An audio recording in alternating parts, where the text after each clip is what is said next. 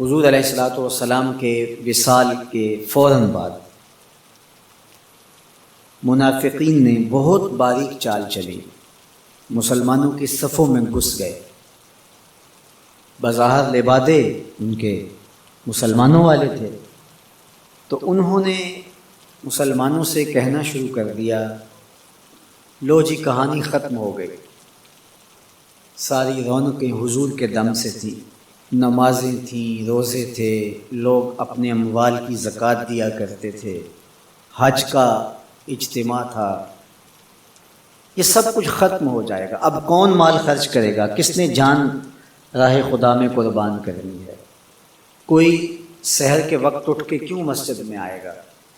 بظاہر لگتا تھا کہ یہ بڑی ہمدردی اور دلجوئی سے حقیقت حال کو بیان کر رہے ہیں، لیکن اس کے اندر چھپا ہوا ظاہر تھا۔ جو نئے قبائل اسلام لائے تھے، یہ خبر جب ادھر پہنچی تو انہوں نے ارتداد کا رستہ اختیار کر دیا۔ بہت سارے قبیلے، آپ پڑھیں تاریخ، مرتد ہو گئے، کسی نے زکوٰۃ دینے سے انکار کر دیا، مسلمہ کذاب نے اپنی جھوٹی نبوت کا دعویٰ کھڑا کر دیا، حضرت صدیق اکبر کا دل زخمی ہے، کلیجہ زخمی ہے۔ لیکن اب اس صورتحال کا جب آپ نے مشاہدہ کیا تو آپ آگے بڑھے اور ایک اونچے ٹیلے پہ کھڑے ہوئے لوگوں کو اشارہ کیا۔ لوگوں نے جناب ابو بکر رضی اللہ تعالیٰ عنہ کو دیکھا تو ادھر لپک کے آ گئے۔ تو حضرت ابو بکر صدیق رضی اللہ تعالیٰ عنہ نے مختصر خطاب کرتے ہوئے آپ نے کہا، لوگوں مجھے ایک بات بتاؤ، تم اللہ کی عبادت کرتے تھے کہ رسول اللہ کی عبادت کرتے تھے؟ لوگوں نے کہا کہ ہم اللہ کی عبادت کرتے تھے۔ تو کہا کہ اگر تو تم رسول اللہ کی عبادت کرتے تھے تو حضور وصال کر گئے، اور اگر تم اللہ کی عبادت کرتے تھے تو وہ آج بھی حی ہے، لا یموت ہے، اسے موت ہے ہی نہیں۔ پھر کہا، جس دین کے لیے میرے اور آپ کے آقا و مولا نے اپنی ساری زندگی لگا دی، کیا حضور کے وصال کر جانے کے بعد تم اس دین کو چھوڑ دو گے؟ تو لوگوں نے کہا کیوں چھوڑیں گے؟ تو کہا پھر اٹھو اور دین کا جھنڈا لے کے پوری دنیا پہ چھا جاؤ۔ تو آپ نے لوگوں کو سنبھالا۔ تو حضرت عبداللہ ابن مسعود رضی اللہ تعالیٰ عنہ فرماتے ہیں کہ اگر حضرت ابو بکر رضی اللہ تعالیٰ عنہ کے ذریعے سے اللہ ہمارے اوپر احسان نہ کرتا تو ہم ہلاک ہو جائے۔ اس امت کو بکھرنے سے بچایا ہے، شیرازہ متحد رکھا ہے، تو وہ ذات سیدنا صدیق اکبر رضی اللہ تعالیٰ عنہ۔ اور حضور یہ سارے اشارے دے کر گئے۔ ایک خاتون آئی، کوئی کام تھا اس کو، اس نے کہا، حضور نے فرمایا پھر آنا۔ تو اس نے کہا کہ اگر میں پھر آؤں تو آپ نہ ہوں۔ اس کی مراد یہ تھی کہ آپ وصال کر گئے ہوں۔ تو آقا کریم علیہ السلام نے فرمایا، اگر میں نہ ہوا ابو بکر تو ہوں گے، میں نہ ہوا تو ابو بکر کے پاس آ جاؤ۔ اللہ اکبر۔ حضور نے حضرت ابو بکر رضی اللہ تعالیٰ عنہ کو اپنی زندگی میں مصلی پہ کھڑا کیا۔ ترمذی کے لفظ ہیں، حضور نے ارشاد فرمایا، لا ينبغي لقوم فیہم ابو بکر ان یؤمہم غیرہ، کسی قوم کے لیے مناسب ہی نہیں ہے کہ ابو بکر ان کے اندر رہتا ہو، امامت کوئی اور کروائے۔ مروا ابا بکر فلیصلی بالناس، ابو بکر کو حکم دو کہ وہ لوگوں کو نماز پڑھائے۔ اور پھر مصلی پہ جا کے حضرت ابو بکر 17 نمازیں حضور علیہ الصلوۃ والسلام کی حیات طیبہ کے اندر حضرت ابو بکر نے پڑھائی۔ اللہ اکبر۔ فرمایا، ما نفعنی مال احد قط ما نفعنی مال ابی بکر، مجھے کسی کے مال نے اتنا نفع نہیں دیا جتنا ابو بکر کے مال نے دیا۔ اللہ کے علاوہ اگر میں کسی کو خلیل بناتا تو ابو بکر کو بناتا، لیکن اللہ میرا خلیل ہے، جنہیں سیدہ کہول اہل الجنہ کہا گیا، جنت کے بوڑھوں کے سردار بنائے گئے۔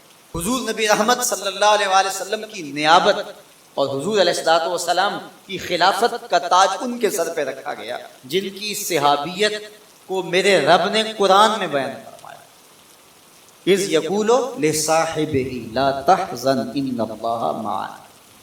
جب غار ثور میں حضور علیہ الصلوۃ والسلام سیدنا ابو بکر رضی اللہ تعالیٰ عنہ کی گود میں سر رکھ کے لیٹے ہوئے، سانپ ایڑی پہ ڈنگ کے ڈنگ لگا رہا ہے اور آپ اپنی ٹانگ کو جنبش نہیں ہونے، آنکھوں کا ہلکا توڑ کے آنسو حضور کے رخسار پہ گر رہے ہیں، اور آقا کریم بیدار ہوتے ہیں اور بیدار ہو کے پوچھتے ہیں، مالک یا ابا بکر، ابو بکر کیا ہوا؟ ادب کے اس کرینے کو جناب سیدنا صدیق اکبر نہیں بھولتے، کہتے ہیں فدا کا امی و ابی یا رسول اللہ، لو دیکھ تو حضور میری ماں بھی آپ کے قدموں پہ قربان ہے۔ میرا باپ بھی آپ کی راہوں پہ نچھاور، میرا قبیلہ، میرا خاندان آپ کے قدموں پہ قربان، مجھے سانپ نے ڈس لیا۔ تو محبت کا یہ اسلوب اور الفت کا یہ طریق آپ کو یہاں ملے گا کہ انداز الفت نہیں چھوڑتے۔ تو سانپ کا کام تو ڈسنا ہے، چاہے وہ غار میں ڈسے یا اسلام آباد میں بیٹھ کے ڈنگ لگائے، وہ تو ڈستا رہے گا، لیکن ابو بکر حضور کی محبت کے ترانے پڑھتا رہے گا۔ سیدنا صدیق اکبر کی سب سے بڑی آرزو جب پوچھی گئی تو وہ یہی تھی کہ آنکھیں میری ہوں، چہرہ حضور کا ہو، نہ چہرہ ہٹے نہ آنکھیں تھکیں، دیکھتا رہوں اور دیکھتا رہوں۔ اس واقعہ کی حکایت قرآن نے بیان کی۔ اذ یقول لصاحبہ، صحابی کا ٹائٹل قرآن نے حضرت سیدنا صدیق اکبر کے نام کیا ہے، اس لیے حضرت سیدنا صدیق اکبر کی صحابیت کا انکار کفر ہے۔ جو حضرت صدیق اکبر کو کافر کہتا ہے وہ خود کافر ہے، اس لیے کہ ان کا ایمان، ان کا اسلام اور ان کی صحابیت قرآن کی قطعی نص سے ثابت ہے اور ان لفظوں کے ساتھ ثابت ہے۔ اذ یقول لصاحبہ لا تحزن، کہا گھبرانے کی ضرورت نہیں، ان اللہ معنا، اللہ ہمارے ساتھ، اللہ ہمارے ساتھ ہے۔ اور پھر کہا وَالثَّانِي اثْنَيْنِ إِذْ هُمَا فِي الْغَارِ، دو میں سے دوسرا، اللہ اکبر، اللہ نے دو میں سے دوسرا کہا ہے، یہ شان ہے سیدنا صدیق اکبر، جو ثانیہ اثنین ہیں غار میں۔ اللہ اکبر، یار کہتے ہیں حضور کا سایہ نہیں تھا، لیکن جناب ابو بکر سائے کی طرح حضور کے ساتھ، قبر کے بھی ساتھی، بدر کے بھی ساتھی، سفر کے بھی ساتھی، حضر کے بھی۔ تو حضرت صدیق اکبر رضی اللہ تعالیٰ عنہ کی صحابیت قطعی نص سے ثابت ہے، اور سیدنا صدیق اکبر رضی اللہ تعالیٰ عنہ حضور علیہ الصلوۃ والسلام کے خسر ہیں۔ حضرت سیدنا صدیق اکبر رضی اللہ تعالیٰ عنہ کا دایاں ہاتھ حضور نے اپنے ہاتھ میں پکڑا اور بایاں حضرت عمر کا ہاتھ پکڑا، اور حضور ایسے مسجد نبی سے باہر نکل رہے ہیں اور کوئی شخص داخل ہوا، فرمایا قیامت کے دن ہم ایسے ہی اٹھائے جائیں، دائیں ہاتھ میں ابو بکر کا ہاتھ ہوگا، بائیں ہاتھ میں عمر کا۔ اللہ اکبر، یہ ہیں حضرت ابو بکر رضی اللہ عنہ۔ جو بدبخت سیدنا صدیق اکبر رضی اللہ تعالی عنہ کے ایمان پہ شک بھی کرے وہ مومن نہیں رہتا۔ یہ وقت بھی آنا تھا ہمارے اوپر کہ پاکستان کے دارالحکومت میں کھڑے ہو کر کے سیدنا صدیق اکبر رضی اللہ تعالی عنہ کے بارے میں ایسے نازیبہ کلمات کہے جائیں، استغفر اللہ، الیاذ باللہ۔ حضور علیہ الصلوۃ والسلام نے ارشاد فرمایا اذا رأیتم الذین یسبون اصحابی فقولوا لعنۃ اللہ علی شرکم۔ عبداللہ ابن عمر سے روایت، حضور نے فرمایا اگر تم کچھ لوگوں کو دیکھو کہ میرے اصحاب کو گالی دیتے ہیں اور تم کہو تمہاری شر پہ اللہ کی لعنت ہو، یہ حضور نے حکم دیا کہ یہ اس کے جواب میں دو۔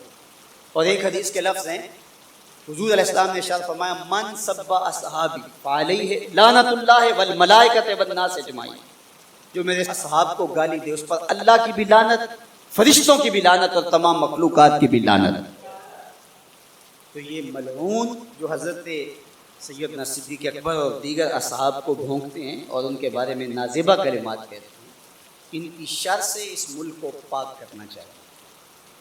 چنگاری جب بھڑکائی جاتی ہے تو پھر پورے شہر جل جاتا ہے۔ 7-8 سال قبل کی کہانی ہمیں یاد ہے کہ کیا دردناک لمحات ہوتے تھے، روزانہ لاشیں اٹھانی پڑتی، وہ ایسے ہی ناعاقبت اندیش لوگوں کی وجہ سے۔ اگر اداروں نے اس میں تساہل برتا، سستی سے کام لیا، یا کسی شخص کی خوشنودی کے لیے انہوں نے پسو پیش کیا یا معاملے کو گول مول کرنا چاہا، تو حالات کنٹرول میں نہیں رہیں گے۔ یہ بھڑکائی ہوئی آگ ملک کو خاکستر بنا سکتی ہے۔ اللہ میرے وطن کی حفاظت فرمائے۔ یہ ملک قربانیوں سے حاصل کیا گیا ہے اور اس کے امن کو بحال کرنے کے لیے ہمارے اداروں نے بہت محنت کی، بہت لوگوں نے قربانی دی۔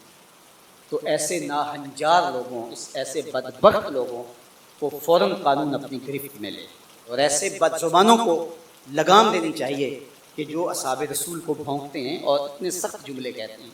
معاذ اللہ سیدنا صدیق اکبر کو کافر کہا جائے گا؟ جو صدیق میرے نبی کے دل کا چین ہے، جو اسلام کی بہار ہے۔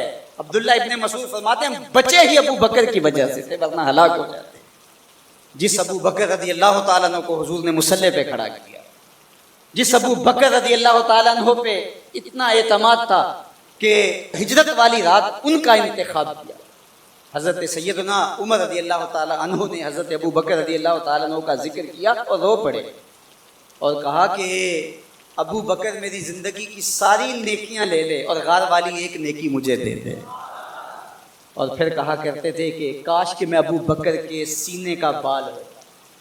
ابن جوزی نے لکھا ہے کہ ہمارے بزرگ اور اسلاف جو تھے وہ ابو بکر و عمر رضی اللہ تعالی عنہما کی محبت اپنی اولاد کو یوں سکھایا کرتے تھے جیسے قرآن کی آیتیں سکھائی جاتی. ان کی محبت اولادوں کے سینوں میں راسخ کیا کرتے تھے.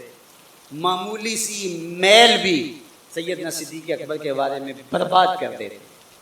اللہ کے نبی کا ہر صحابی با کمال ہے لیکن ابو بکر جے شک ہووی تے چل مدینے, جے شک ہووی تے چل مدینے, آ ویخ لے جوڑ مزاراں دا بن یار نبی دیاں یاراں دا. تو ان سے ہماری محبت کا رشتہ استوار ہے.